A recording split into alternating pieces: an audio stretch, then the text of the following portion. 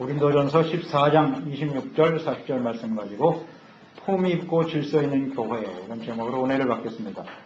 개인주의와 집단 이기주의가 만연되어 있는 사회 속에서 질서와 봉사를 기대한다고 하는 것은 마치 사막에서 물을 찾는 것만큼이나 매우 어려운 일입니다.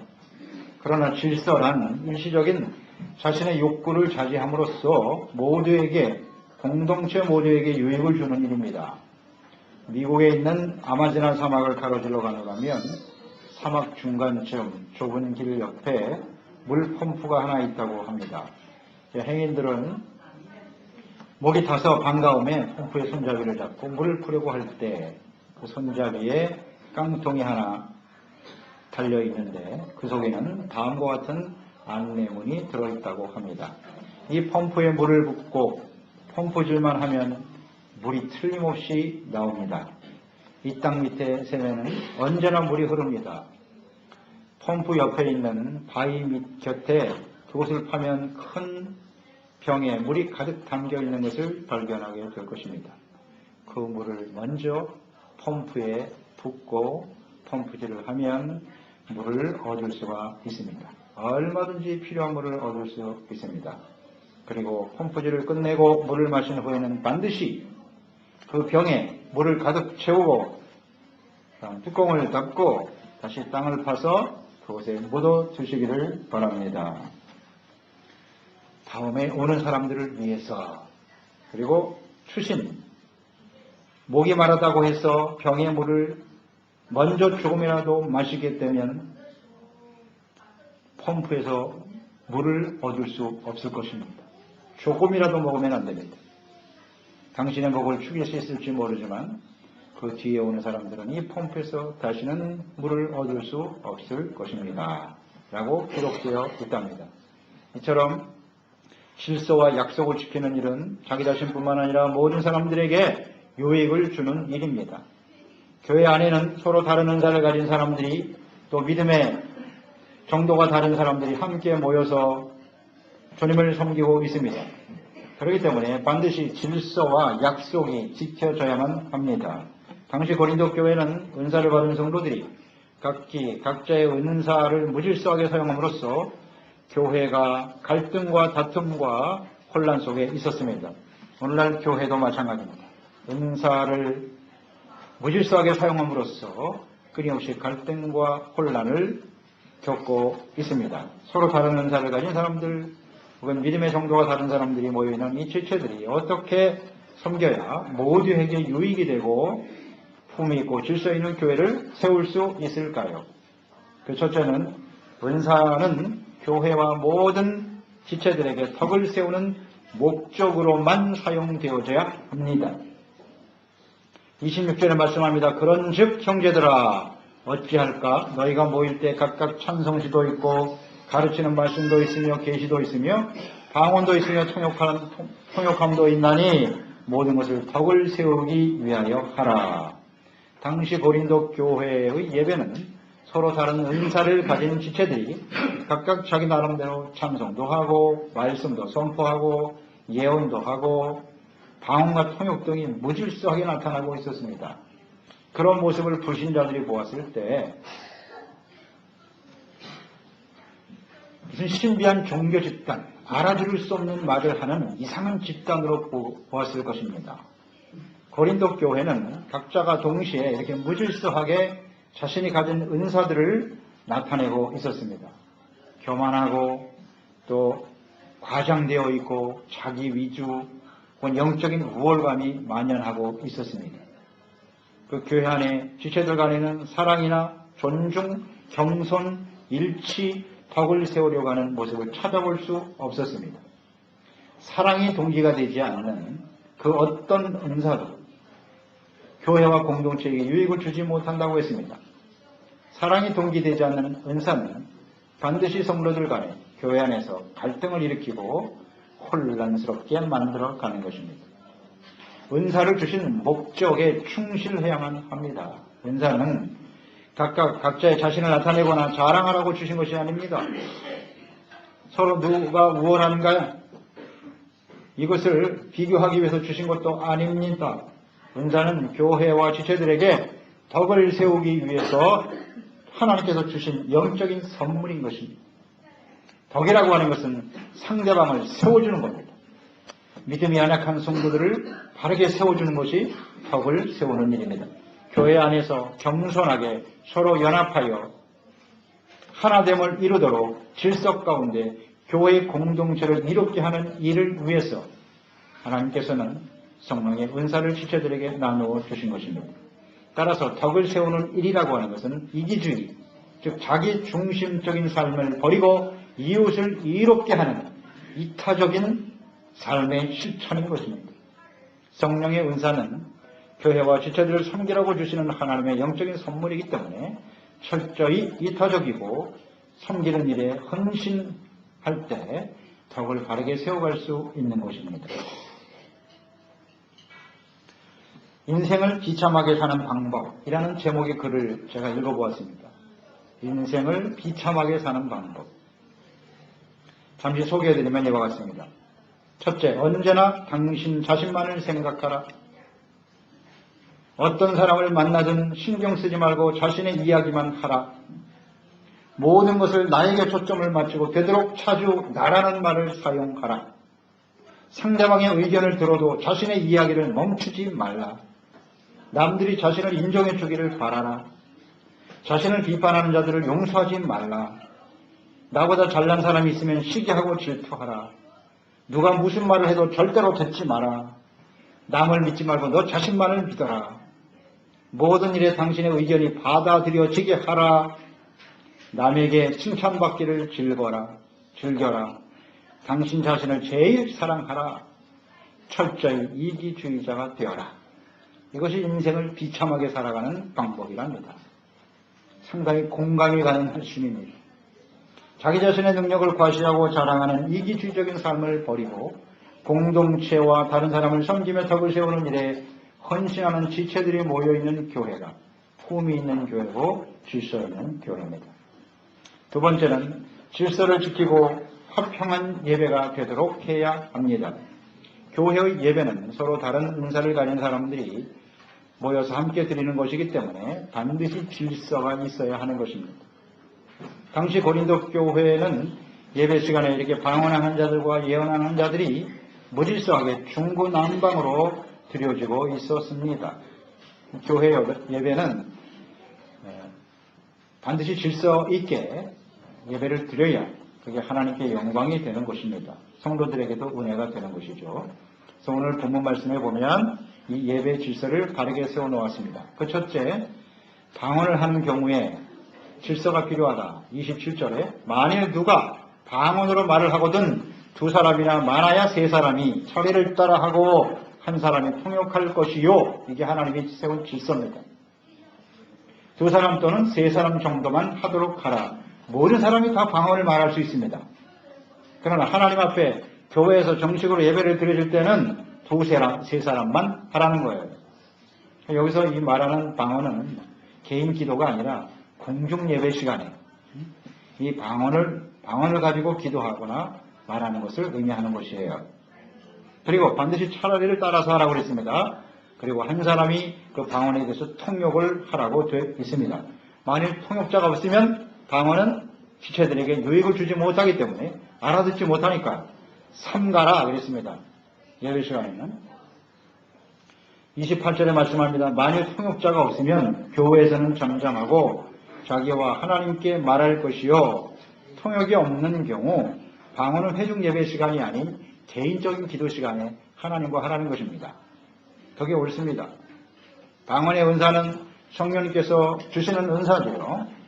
공중 예배 때는 반드시 통역의 은사를 가진 사람들을 통해서 통역하여 그 뜻을 모든 예배자들이 함께 깨닫고 은혜 받도록 해야 하는 것입니다. 통역자가 없거나 하면 예배에 있어서의 방언 은사는 의미가 없다는 거예요. 두 번째, 예언을 하는 경우의 질서입니다. 예언은 통제되고 분별되어야 한다라고 말씀하죠. 29절 30절 말씀 보세요. 예언하는 자는 둘이나 셋이나 말하고 다른 이들은 분별할 것이요. 만일 곁에 앉아있는 다른 이에게 계시가 있으면 먼저 하던 자는 잠잠할지니라. 방언의 경우와 같이 중구난방으로 하지 말고 두세 사람만이 그 예배 시간에 예언을 하도록 하라. 이렇게 되어 있습니다. 그러니까 예언의 말씀이 선포되어질 때 다른 사람은 잠잠하여 그 말씀을 들어야 돼요. 그 예언의 말씀을 통해서 하나님이 우리에게 어떤 말씀을 하시길 원하는가 귀를 기울이고 그 다음에 질서에 따라서 끝나면 하도록 하라는 것입니다. 31절에도 보면 너희는 다 모든 사람으로 배우게 하고 모든 사람으로 권면을 받게 하기 위하여 하나씩 예언할 수 있느니라. 예언의 은사를 주시는 목적에 대해서 우리가 지난번 말씀을 나눴죠. 예언은 덕을 세우기 위해서 주는 거예요. 그 다음에 성도들을 권면하기 위해서 주는 것이에요. 그리고 위로하기 위해서 주는 것이 예언이다. 그러니까 예언의 말씀은 성도와 교회 전체에 덕을 주는 것, 덕을 끼치는 일입니다. 그 예언의 말씀은 곧 하나님의 말씀입니다. 그렇기 때문에 그 하나님의 말씀을 듣고 자신들의 무엇을 어떻게 해야 하는지 배우고 깨닫고 돌이키는, 그래서 주님께로부터 용서받고 은혜받는, 이것이 바로 예언입니다. 이것이 중구난방으로 되어지면 사람들에게 분명하게 하나님의 뜻이 전달될 수가 없습니다. 그렇기 때문에 예언도 두세 사람이 순서를 따라서 해야 한다라고 분명히 말씀해 주고 있습니다. 이렇게 해야 될 이유, 질서를 지켜야 되는 이유를 아시겠죠? 내가 이런 은사를 가진 사람이야. 당신만 예언하나? 나도 예언한다. 이런 식의 은사를 가지고 주님을 예배를 드리면 안 된다는 것입니다. 자기를 나타내기 위해서 나는 이런 말씀을 받았어. 나는 이런 말씀을 받았어. 그것은 안 된다는 겁니다.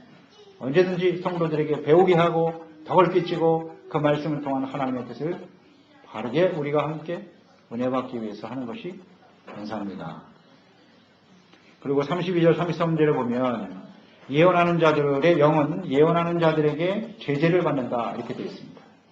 하나님은 무질서의 하나님이 아니시고 오직 화평의 하나님이십니다. 모든 성도가 교회에서 함과 같이 되어 있죠. 그러니까 예언하는 자들의 영은 예언하는 자들에 의해서 통제를 받는다. 그러니까 이 잘못된 영의 영향을 받아서, 악한 원수 마귀죠. 이런 마귀의 영향을 받아서 하나님의 말씀에서 벗어난 잘못된 말을 전할 수 있기 때문에 그 예언의 말씀은 반드시 분별되어져야 합니다. 예언의 말씀, 오늘날의 예언의 말씀은 성경에 기록된 하나님의 말씀을 벗어나지 않습니다. 성경 말씀에 나타난 예언의 말씀이 완벽한 예언이고 완벽한 계시입니다. 그 이외에 다른 예언이나 계시는 필요 없습니다. 그러므로 예언의 어떤 말씀을 할 때, 은사의 말씀이 나타날 때 또 다른 지체들이 지혜와 지식의 말씀의 은사를 받은 사람들이 그 하나님의 예언의 말씀을 듣고 이것이 성경적인가 아닌가를 분별해야 돼요. 분별하고 잘못되어 있으면 통제해야 됩니다. 제재해야 합니다. 그것은 하나님의 기록된 말씀을 벗어나는 말씀이기 때문에 올바른 예언이 아닙니다. 라고 말할 수 있어야 한다는 겁니다. 이 악한 영인 마귀가 분별력이 없는 성도들에게 이런 잘못된 예언을 하도록 할 수 있기 때문이에요. 이것은 매우 중요한 문제입니다.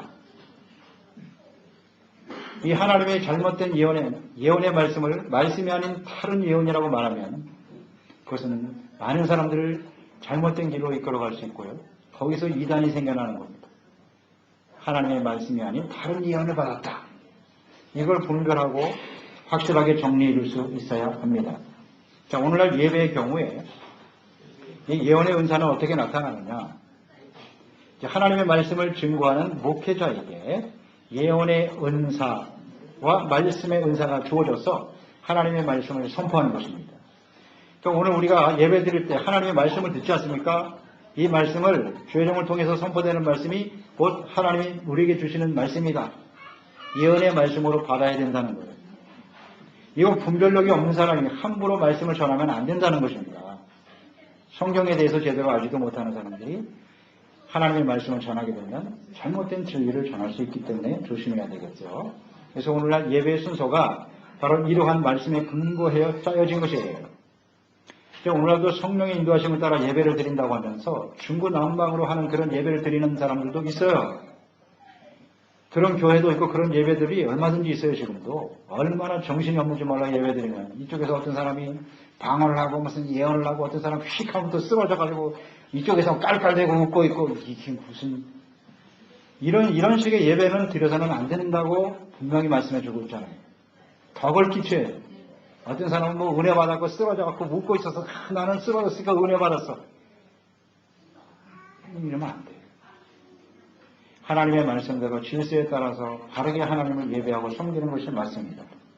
예언의 은사는 오늘날 하나님의 말씀을 선포하는 죄종들에게 하나님 주시는 말씀으로 증거되는 것입니다. 분별되어져야 한다고 그랬잖아요. 아무나 해서는 안 된다는 것입니다. 그래서 오늘 예배 순서가 이렇게 정리가 된 거예요. 또 이런 것도 우리가 전제해야 되겠죠. 하나님의 말씀을 전하는 죄종은 반드시 예언의 은사가 있어야 돼요. 예언의 은사가 없는 사람은 하나님의 말씀을 전해서는 안 됩니다.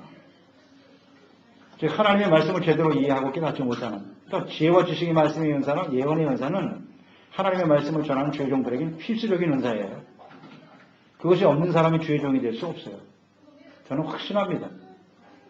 하나님의 말씀을 제대로 이해하지도 못한 사람은 어떻게 하나님의 말씀을 전할 수 있어요? 그렇기 때문에 하나님의 성령으로 충만, 성령이 주시는 은사거든요. 성령으로 충만하고 성령의 인도하심을 따라 주시는 은사를 가지고 말씀을 증거하지 않으면 안 돼요. 이것은 아주 분명한 것입니다. 또 방언의 경우, 방언의 은사는 이렇게 질서 있게 하라고 그랬는데 오늘날 이 방언의 은사는 예배에 어떻게 나타나느냐. 공중 예배 시 대표 기도하는 사람이 방언으로 기도하지 말라는 거예요. 방언으로 기도하면 사람들이 알아듣지 못하니까 그렇게 하려면 통역한 사람이 옆에 있어야 된단 말이죠. 그럴 때 올바른 방언기도 예배가 된단 말이죠. 오늘날 어떻게 이것을 우리가 예배에 적용하고 있습니까? 대표 기도를 하는 사람이, 기도하는 사람이 방언으로 기도하는 게 아니라 하나님과 먼저 기도하는 거예요. 자, 오늘 대표 기도다. 그러면 먼저 하나님께 기도하지 않겠습니까? 여러분이 기도하면 그때 방언으로 기도할 수 있어요. 기도하고 또 말씀을 묵상하면서 기도하다 보면 하나님께서 오늘 우리 모두에게 주시는 말씀이 있어요. 하나님의 뜻이 느껴져요. 그렇잖아요. 여러분 기도하다 보면 그럴 때 하나님께서 이런 말씀을 주시는구나. 정리를 하고 메모를 하고 그래서 이런 기도를 하나님께 드려야지 하고 준비하고 나와서 드리는 거예요. 그게 방언 기도나 마찬가지예요. 내가 개인적으로 하나님과 먼저 교통하고 드리는 거죠. 대표 기도가 내가 이렇게 기도를 잘한다. 자기 자랑하기 위해서 드려지는 기도가 되어서는 안 되고 언제나 우리 함께 모두에게 모두가 하나님께 드려야 돼. 기도 제목이 무엇인가를 생각하면서 기도하고 받은 말씀들을 나누는 거죠. 가르치려고 하는 기도 옳지 않습니다. 남을 정죄하거나 비판하려고 하는 기도 옳지 않습니다. 하나님이 우리 모두에게 주시는 겸손한 자세로 주님을 섬기며 갈망하는 그런 기도를 드릴 수 있어야 합니다. 이것이 방언의 은사로 나타난 오늘날 예배의 모습이라고 볼 수가 있는 것이죠. 이게 교회 질서입니다. 예배 질서요. 세 번째 질서가 있다. 여자들은 교회에서 은사를 사용하면서 자제가 필요하다라고 말씀하고 있습니다. 바울이 이 말씀을 한 이유는 당시 고린도 교회에서 방언과 혹은 예언의 은사 등 다양한 은사를 가지고 무질서 혼란을 야기시킨 사람들이 바로 여인들이었기 때문이에요. 교회 안에는 그때나 지금이나 남자보다 여자들이 훨씬 더 많습니다.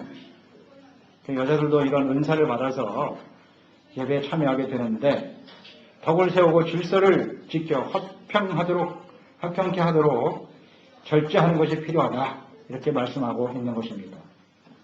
그러니까 여자들에게 주신 하나님의 명령, 오늘 말씀에 나와 있죠. 율법에서 여자들에게 원하는 것은 복종이다. 이렇게 되어 있어요. 그렇습니다. 여자는 가정에서 남편에게 복종하는 것이 하나님의 뜻이에요. 변하지 않는 하나님의 뜻이고 질서입니다. 그런데 은사를 받았다고 해서 스스로 교만해져서 머리가 되려고 하고 남자나 사람들 남편을 무시하고 자기는 무슨 은사를 받고 능력을 받았으니까 이렇게 교회 안에서도 스스로 높이려고 하고 무시하려고 하는 태도, 그것은 절대 있어서는 안 된다는 것입니다. 언제나 겸손한 자세, 복종하는 자세로서 주님을 섬기라는 뜻이에요. 이 본문 말씀은 당시 교회의 상황과 무질서한 은사 남용과 관련해서 주신 말씀이기 때문에 이 오늘 본문 말씀을 근거로 해서 교회에서 여자들은 아무 일도 해서는 안 된다라고 적용시키는 것은 옳지 않습니다. 아무 일도 하지 말라는 게 아니에요. 그러니까 은사도 마찬가지고 주님을 섬기는 일을 금해야 한다라고 하는 어떤 잘못된 보편적인 원칙을 세우는 그런 잘못을 범해서는 안 돼요. 오늘 이 말씀의 내용은 은사를 가지고 함부로 남용하거나 사용하지 말라는 뜻이에요. 절제를 할 줄 알아야 된다. 그런 의미라는 걸 잘 이해하시기 바랍니다. 성경에 보면 하나님께서 여인들을 많이 사용하셨어요. 여자들이 하나님의 역사에 쓰임받은 이들을 얼마든지 찾을 수 있습니다. 일하지 말라는 게 아니에요. 쓰임받을 수 없다는 게 아닙니다. 잘 절제하고 순종할 줄 알아야 된다. 이것이 질서예요. 교회 안에서 예배 시간에 드려줘야 할 질서. 끝으로 세 번째, 품위 있는 교회, 질서 있는 교회는 은사가 남용되어지거나 혹은 또 반대로 금하지 않도록 해야 한다는 것. 양극단을 피해야 합니다. 하나님께서 은사를 주신 이유는 자신과 교회, 지체들에게 덕을 세우기 위해서 주는 것이라고 했어요. 어떤 한 사람, 개인에게 주시는 것이 아니라 지체들 모두에게 특성에 따라서, 필요에 따라서, 목적에 따라서 하나님께서 나누어 주시는 것입니다. 그러니까 은사가 유익한 것이긴 하지만 이것이 잘못 남용되면 아주 교만해지죠.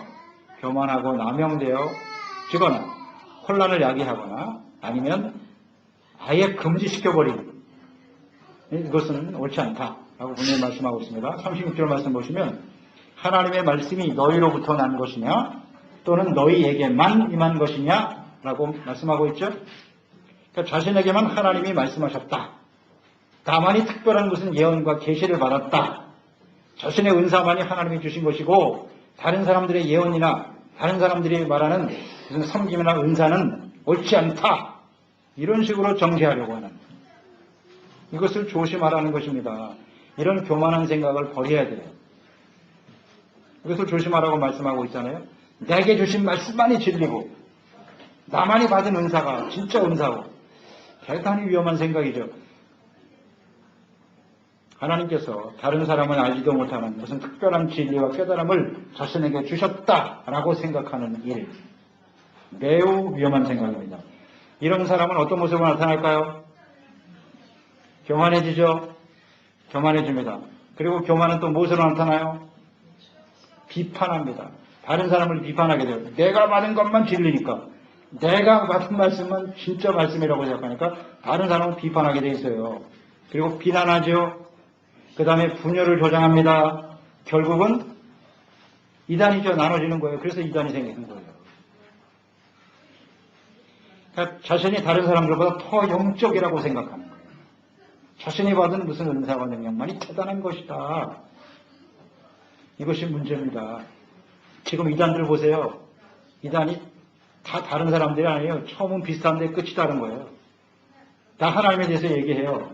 그런데 깊이 들어가다 보면 현재 교회를 비판합니다. 지금 현재 있는 교회는 사탄이 세운 교회다. 거짓이다. 이러면서 신랄하게 비판합니다. 그리고 자신들이 받은 예언과 말씀만이 옳다. 반드시 그렇게 나타나요. 이단들은 다 끝에 가서 그래요. 하나님의 교회를 부정한다니까요. 성경 말씀의 진리를 부인한다고요. 심각하죠. 고린도 교회는 사도 바울이 전해주고 가르쳐주는 이 말씀이 그들의 믿음의 기준이 되어야 함에도 불구하고 교회 내에 바울을 사도가 아니다 이렇게 주장하는 사람도 있었고요. 사도 바울이 가르쳐준 그 복음의 말씀이 진리가 아니다. 그 가르침을 부인하는 사람들이 있었습니다. 당시에. 그래서 37절로 38절에 말씀하죠. 만일 누구든지 자기를 선지자나 혹은 신령한 자로 생각하거든 내가 너에게 편지하는 이 글이 주의 명령인 줄 알라. 만일 누구든지 알지 못하면 그는 알지 못하는 자니라. 거짓 선지자들이 난무하고 있었어요. 사도 바울을 통해서 세워진 교회 아닙니까? 고린도 교회가. 사도 바울이 전한 복음의 말씀, 예수 그리스도의 십자가의 복음을 듣고 구원받은 사람들인데 그 말씀을 부인해버리면 어떻게 하라는 거예요? 이런 거짓 선지자들을 조심하라. 사도 바울이 통해서 주신 말씀. 오늘 우리는 이 성경 말씀, 십자가의 복음만이 참된 복음이고 사도신경, 우리의 믿음의 고백이죠. 그 사도신경을 벗어나는 것은 다 가짜입니다. 그건 받아들일 필요도 없어요. 필요 없어요. 그래서 사도신경인 거예요. 사도가 누굽니까? 예수님과 함께 있었던 제자들이에요. 직접 주님께로부터 말씀을 배웠고 예수님의 십자가의 죽으심과 부활을 직접 목격하고 체험한 사람들이고 그 예수 그리스도를 위해서 복음을 위해서 하나없이 자기의 목숨을 내어준 순교당한 사람들이에요. 그 사도들의 고백이 진정한 진리입니다. 그 외에 그 어떤 다른 예언이나 가르침도 따라서는 안 된다는 것입니다. 이것을 아주 단호하게 말씀하고 있지 않아요? 그래서 이 말씀 이외에 자신만이 무슨 특별한 계시와 깨달음을 얻었다고 하고 기존의 성경과 가르침과 교회를 비난하고 거짓이라고 말하고 비판하는 것, 이거 다 거짓 선지자입니다. 절대 여기에 속아 넘어가지 마시기 바랍니다. 39절로 40절을 말씀하죠. 그런즉 형제들아 예언하기를 사모하며 방언 말하기를 금하지 말라. 모든 것을 품위 있게 하고 질서 있게 하라 그랬어요. 그러니까 더 나은 은사, 교회와 모든 지혜들에게 덕을 세우는 예언의 은사를 사모하되 방언 말하기를 금하지 말라고 말씀하고 있습니다. 다만 방언의 경우는 교회와 공중 예배 시에는 교회에서 공중 예배 드릴 때는 질서를 따라서 통경을 세워 모든 사람들이 하나님의 뜻을 알고 은혜 받도록 해야 하는 것입니다. 금해서는 안 돼요. 다양한 은사들을 가진 성도들이 함께 모인 교회에서의 예배는 저런 분명한 하나님이 세운 질서에 따라서 드려져야 하는 것입니다.